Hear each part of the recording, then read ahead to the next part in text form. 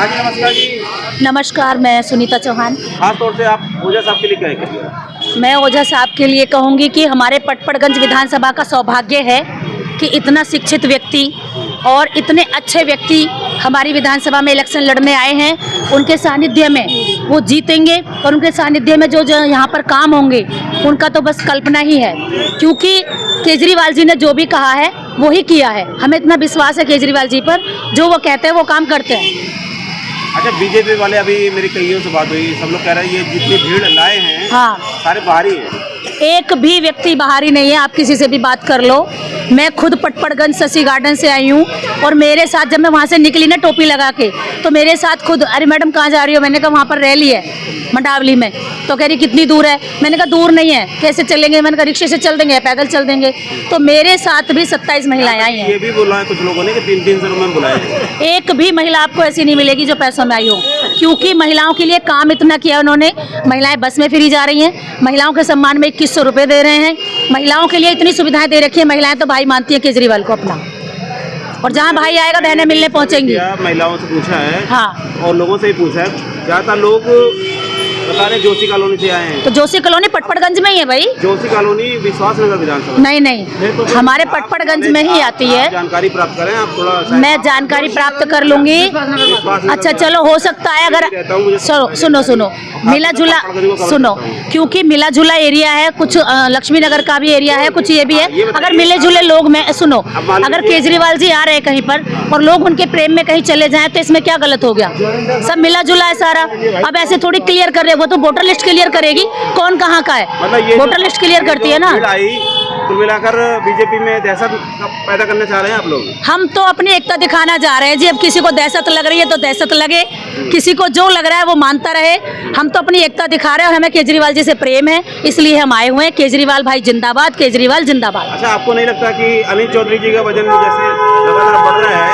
हाँ जी। और माइक में बोल रहे थे सज्जन कि एक भी वोट नहीं है अनिल चौधरी को। जब नहीं, देखो ऐसा हम ऐसा नहीं कह सकते। में बहुत वजन है अनिल चौधरी का। बिल्कुल, अभी कल भी मैंने सर्वे किया। हम ऐसा नहीं कह सकते।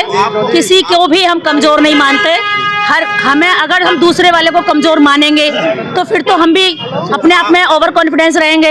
हम तो सबको बराबर का मानते हैं जी। नहीं लगता अनिल चौधरी का वजन बढ़ने से बीजेपी अब एज हो रही है तो वजन तो बढ़ेगा ही उनका। ले जाएगी सीट तो सीट तो आम आदमी पार्टी लेके जाएगी। नहीं, अगर अनिल चौधरी का जितना वजन बढ़ेगा, कद हाँ जी, देखो कद तो जितना बढ़ना था वो बढ़ चुका। अब वजन बढ़ने की बात है, एज के अनुसार वजन बढ़ रहा है उनका। अब अगर वो यहाँ पर भी काम करे, देखो सब अपने अपने नसीब का लेके जाएंगे, लेकिन जीतेगा अवध ओझा। तो अनिल चौधरी जी को समझाया नहीं आप लोगों ने? नहीं, हम क्यों समझाएंगे भाई, वो नेता है, वो लड़ रहे हैं इलेक्शन और लड़ेंगे। वो खुद समझदार है। अगर वोट काटेंगे तो फिर दिक्कत नहीं हो जाएगी? क्यों, ये कोई बात है? वोट काटेंगे, सब अपने अपने नसीब का लेके जाएंगे। मैंने बोला ना, जिसको जहाँ सही लगेगा। ये मतदान होता है भाई साहब, मत का दान। जो अपने मत से दान करेगा, जिसको करेगा, जिसको जो पसंद आता है वो वहाँ करेगा, किसी के कहने से नहीं रुकेगा। और आने वाला समय बताएगा, 8 तारीख का दिन होगा। किससे मानती टक्कर है? किसकी किससे मानती है अवध ओझा जी की? टक्कर किसी से नहीं है जी, वो एक तरफा जीते पड़े हैं, उसमें टक्कर वाली बात है ही नहीं। फ्री मिल रहा था आपको बस में, आप वो तो अभी भी मिल रहा है। चीजें बीजेपी अब दे रही है, क्या कहेंगे? वो तो केजरीवाल जी पहले ही कहते थे कि हम राजनीति करने नहीं आए, हम सिखाने आए। अब ये जो भी केजरीवाल बोलता है, पहले तो इनके दर्द होता है। मेरी बात सुनो, जब केजरीवाल बोलते हैं कि भाई मैं ये दे रहा हूँ, ये दे रहा हूँ, ये दे रहा हूँ, तब तो इनके दर्द होता है। अरे फ्री की रेवड़ी बांट रहा है, फ्री की रेवड़ी बांट रहा है। फिर इनको लगता है और जनता उधर ही जा रही है, हम भी बांट देते हैं, फिर खुद सीख लेते हैं उसी बात को। अब बताओ, सिखा रहे हैं ना केजरीवाल, इनको राजनीति सिखा रहे हैं। तो उन राज्यों में देना जिसमें उनकी सरकार है। केजरीवाल जी राजनीति सिखाने आए हैं, राजनीति सिखा रहे हैं और सीख रहे हैं। सामने वाले पुरानी पार्टियों से राजनीति सीख रही है। केजरीवाल जी से क्या ले ली? हाँ, प्रेरणा ली है, बिल्कुल ली है। मैं मानती हूँ इस बात को, और अच्छी बात है, प्रेरणा लेनी चाहिए। अगर कोई भी अच्छी चीज हमें कहीं भी मिल रही है, उसको हमें ग्रहण करना चाहिए। शिक्षा ऐसी चीज है, हर जगह से ग्रहण करनी चाहिए। क्या बना दिया? लालची बना दिया दिल्ली वालों को। लालची? और अब जब ये जो घोषणा कर रहे हैं, फिर लालची नहीं बनेंगे? ये अपने स्टैंड पे तो टिके हैं, ये क्यों ढुलमुल रहते हैं भाई? आप लोगों ने सिखा दिया ना। तो हमने तो खुद ही कह रहे हैं कि सिखाने आए हम तो, लालची बनाने की हम राजनीति करने नहीं सिखाने आए, और हम सिखा रहे हैं और सिखाएंगे। पटपड़गंज में कोई विकास खास हुआ नहीं है। पटपड़गंज में क्या नहीं हुआ, आप आरटीआई डाल के निकालिए कि यहाँ पर कितना विकास हुआ है, कितना पैसा लगा है। हाँ, उप मुख्यमंत्री मनीष सिसोदिया जी रहे, हाँ, कभी भी दर्शन नहीं दिए। कौन कह रहा है दर्शन नहीं दिए?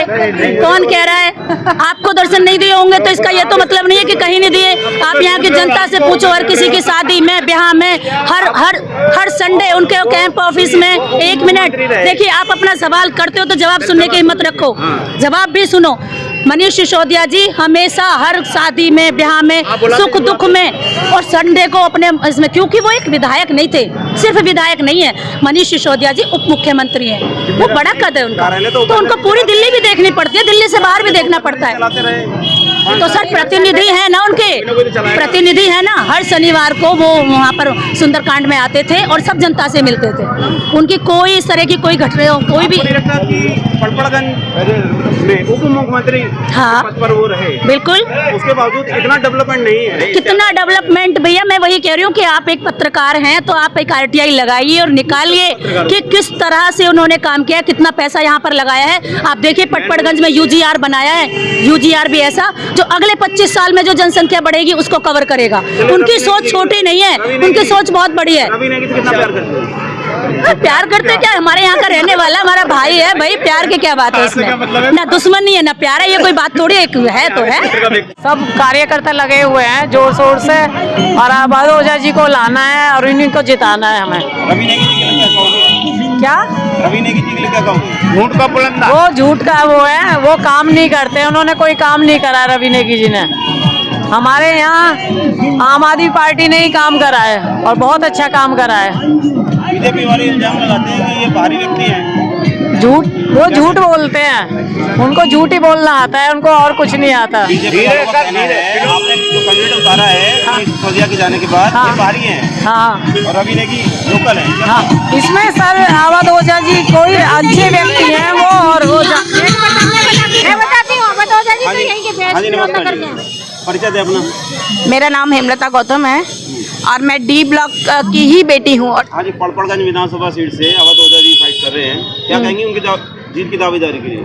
पटपड़गंज से जो अवध ओझा जी मनीष सिसोदिया जी की जगह आए हैं और सबसे बढ़िया कैंडिडेट हैं, पढ़े लिखे इंसान हैं, सबसे पहली बात विद्वान आदमी हैं और उनको पता है कि शिक्षा को किस क्षेत्र में किस हिसाब से आगे लेके जाना है, बच्चों को, यूथ को किस तरह से शिक्षा का उनको बताना है, महत्व की शिक्षा का क्या महत्व है। ये पटपड़गंज विधानसभा क्षेत्र में काफी, जैसे कि कई बार गंदे पानी की समस्या आती है, बीजेपी वाले इस बात को लेकर घेरते हैं। मंडावली में जितनी भी सीवर लाइन पड़ी हुई थी वो कांग्रेस के टाइम की पड़ी हुई है पुरानी, जिसको अब आम जनता भोग रही है। पहले 1-1, 2-2 मंजिल मकान हुआ करते थे, छोटे छोटे पाइप डाल दिए, अब 4-4, 5-5 मंजिल मकान हो गए। पॉपुलेशन बढ़ गई है, यहाँ अच्छी शिक्षा मिलती है, अच्छी स्वास्थ्य व्यवस्था मिलती है, तो लोग बाग दूर दूर से यहाँ पे आके रह रहे हैं, किरायों के मकानों में रह रहे हैं। यहाँ पॉपुलेशन 10 साल में बढ़ी है, जब पॉपुलेशन बढ़ी है तो फिर ये सब चीज सीवर की थोड़ी बहुत समस्या आती है। बीजेपी वाले कहते हैं कि ये जो है मनीष सिसोदिया चले गए, उसके बाद इनको लेके आए हैं, बाहरी व्यक्ति है ये। अवध ओझा जी बाहरी व्यक्ति नहीं है, उनका यहाँ पे क्या कहते हैं बी ब्लॉक में अपना मकान है, आप जाके देखिए, पूरा अच्छा खासा 3-4 मंजिल मकान बना हुआ है उनका, और देखिए आप होके आइएगा वहाँ पे। श्रीमान रवि नेगी जी के लिए क्या कहेंगे? रवि नेगी जी ने यहाँ पे वादा किया था काउंसलर के इलेक्शन से पहले कि मैं यहाँ पर नालियाँ बनवाऊंगा, आज तक तो बनवाई नहीं है। तो बताइए, आप खुद समझ सकते हैं रवि नेगी झूठे वादे करता है। अवध ओझा जी तो यहीं के हैं, बाहर के कोई नहीं है। ये है कि अब लोगों के दिल्ली में भी मकान है और नोएडा भी रह रहे हैं, वो यहीं रहते हैं, हमेशा यहीं रहते हैं। बी ब्लॉक में उनका अपना मकान है। और रवि नेगी के बारे में है, वो माँ बहनों की बिल्कुल इज्जत करना नहीं जानता, गुंडा है एक टाइप का वो। मैं किसी से भी बदतमीजी से बात करता है। हमेशा जब भी बोलेगा लेडीज से कभी आप करके नहीं बोलेगा, हिंदू मुसलमान करता है और लेडीज को बदतमीजी से बोलता है। हम सब साथ रहते हैं, यहाँ पे हिंदू मुसलमान सब साथ रहते हैं, हम बराबर मिलके रहते हैं। वो हमेशा राजनीति करता है कि हम सनातनी, अरे सनातनी तो हम भी हैं, ये नहीं है, लेकिन हिंदू मुसलमान इंसान है सारे। रवि नेगी ये कहता है कि हम पहले जब आया था कहता मैं नालियाँ साफ करवाऊंगा, मैं ये करवाऊंगा, आज तक एक भी बार झाड़ू मैंने फोन करके खुद कहा कि यहाँ पानी भरा हुआ है तो कहता है मेरा काम नहीं है, PWD का है। तो फिर तू क्या कर रहा है यहाँ पर जब तेरा काम नहीं है? किसी का मकान बनता है वहाँ पे लेंटर डलता है, उससे पैसे खा जाता है। तो कितना प्यार करती हो रवि नेगी को? रवि नेगी को बता, आपको दिखाई दे रहा है कितना प्यार करते हैं? एक बार बता दो जोर से। रवि नेगी तो मेरे बिल्कुल नाम लेना भी मेरे लिए बेकार है उसके लिए। नहीं, वो कहते हैं शराब की दुकान खुलवाई। अरे तुम तो शराब प्रचार जो कर रहे हो, उन लोगों को शराब बांट रहे हो, बड़ी बड़ी बोतलें बांट रहे हो, पैसे बांट रहे हो। यहाँ पे तो हम लोग तो एकदम बिना उसके काम कर रहे हैं, बिना स्वार्थ के काम कर रहे हैं। और कहते हैं ठेके खुलवाए, अगर ठेका गुड़गांव में होगा ना तो लोग पीने वाला वहाँ से भी ले लेगा। ये कोई नहीं है कि शराब के ठेके खुलवाए। हाँ जी, बिना दूल्हे की बारात पर बोलो। बिना दूल्हे की बारात का तो यही है कि ने बोला कि बिना दूल्हे की बारात ला रहे बीजेपी वाले।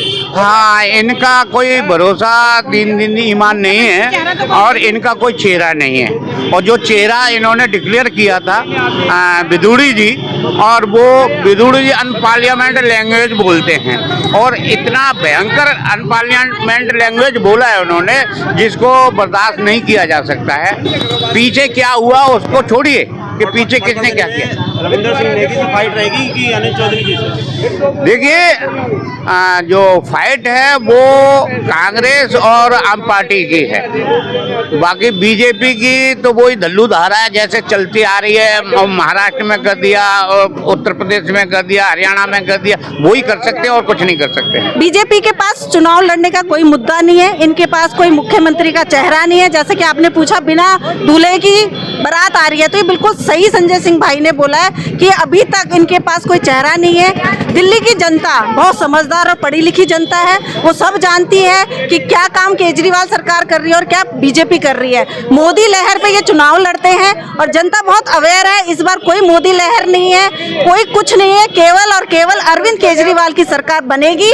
उनके साथ पूरी दिल्ली की जनता साथ है। महिलाएं, खासकर महिलाओं के लिए मैं बोलना चाहूंगी कि महिलाएं सबसे ज्यादा बढ़ चढ़कर आम आदमी पार्टी को वोट देगी और फिर से अरविंद केजरीवाल जी की मजबूत सरकार बनाएगी। और हमें पूरी उम्मीद है कि इस बार अरविंद केजरीवाल ने जो 2100 महिलाओं के लिए बोला है वो एक वरदान साबित होगा हम लोगों के लिए, और हम अरविंद केजरीवाल जी को ही लाना चाहते हैं दिल्ली सरकार में। अवध ओझा जी के लिए सबसे पहले बताइए, उनकी जीत को लेकर क्या कहेंगे?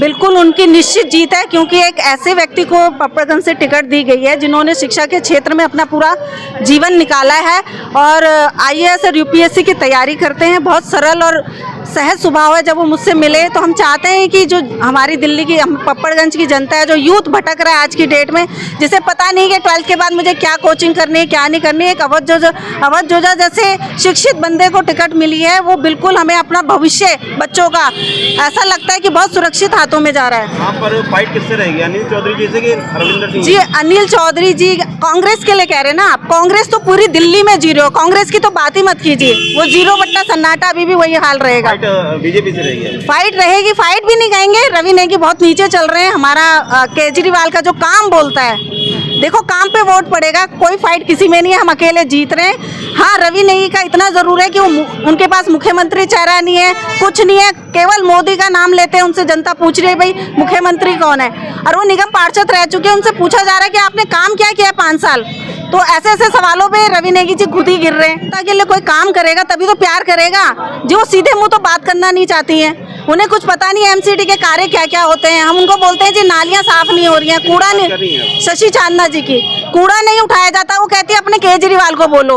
उसे ये तो पता नहीं है शशि चांदना जी को कि मैं अगर MCD में काउंसलर हूँ तो मेरे में अधिकार क्या क्या है, मुझे जनता के लिए क्या क्या काम करने हैं। फिर आ जाएंगी 5 साल बाद, हमें मोदी लहर में वोट दो। मोदी मोदी मोदी के अलावा बीजेपी के पास कुछ नहीं है, कोई विजन नहीं है, कोई उन्हें ये नहीं पता कि हम कुछ बन गए तो उसके लिए हमें जनता के लिए क्या कार्य करने हैं। आप मेरे मंडावली वार्ड में आइए 199 में, कोई जो शशि चांदना जी के लिए काम बता दे कि उन्होंने ये किया है। कहाँ रहते हैं? हम रेलवे कॉलोनी मंडावली में।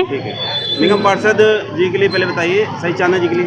शशि चांदना जी कभी गलियों में कभी आती नहीं है और नालियां पानी में भरी हुई हैं। कहते हैं कि हम मंडावली जो चंदा बिहार की सीट से अवध ओझा जी की जीत की दावेदारी को लेकर क्या कहेंगे? जरूर जीतेंगे, अवध ओझा जी जरूर जीतेंगे।